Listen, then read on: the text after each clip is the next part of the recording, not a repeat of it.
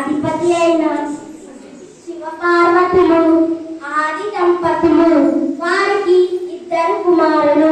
ఒకరు గణపతి, రెండవ సంతానం కుమారస్వామి. ఒక రోజున దేవతలంతా శివుని దగ్గరకు వచ్చి మాకు ఒక నాయకుడు కావాలని అడుగుతారు.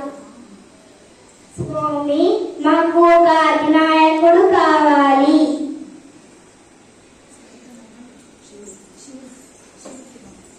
కుమారులారా, ఇటురండి. నేను మీ ఇద్దరిలో ఒకరిని నాయకుడిగా చేయాలనుకుంటున్నాను. దానికోసం నేను మీకు ఒక పరీక్ష పెడుతున్నాను. మీరిద్దరు వెళ్ళి ముల్లోకాల్లో ఉన్న అన్ని నదులలో స్నానం చేసి ఎవరైతే ముందుగా తిరిగి నా దగ్గరికి వస్తారో వారిని అధినాయకుడిగా ప్రకటిస్తాను. సరే తండ్రి గారు.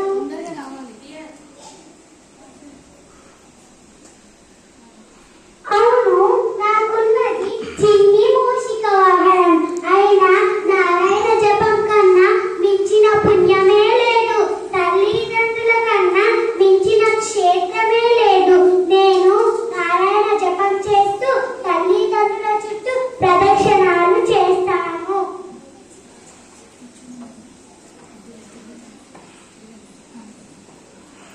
ఓం నమో నారాయణ.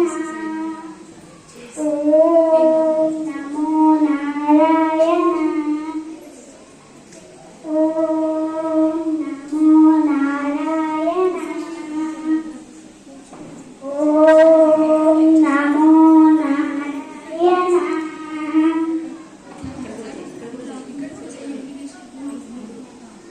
అదుగదుగో కుమారస్వామి ముల్లోకాల్లో స్నానం చేసి అలసిపోయి తిరిగి వస్తున్నాడు. ఆహా, నాకన్నా ముందు ఎలా వచ్చేసావు సోదరా? సోదరా, పుణ్యనదుల్లో స్నానం చేస్తే వచ్చేది పుణ్యం.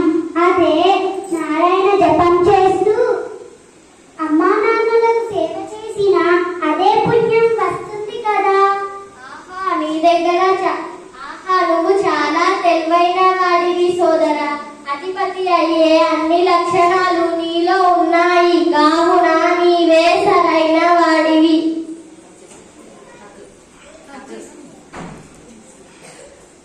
నిజమే.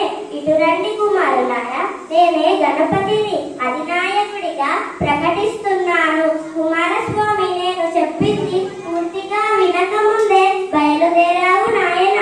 అందుకే విజయం సాధించలేకపోయావు.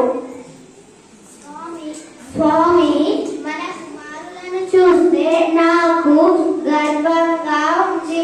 ఒకరి పట్ల ఒకరు ఈర్ష్యాభావం లేకుండా అర్థం చేస్తున్నారు. ఇలాంటి పిల్లలు అందరికీ ఉంటే ఆ ఇల్లు స్వర్గమే కదా. ఆ కుటుంబం ఎంతో ఆనందంగా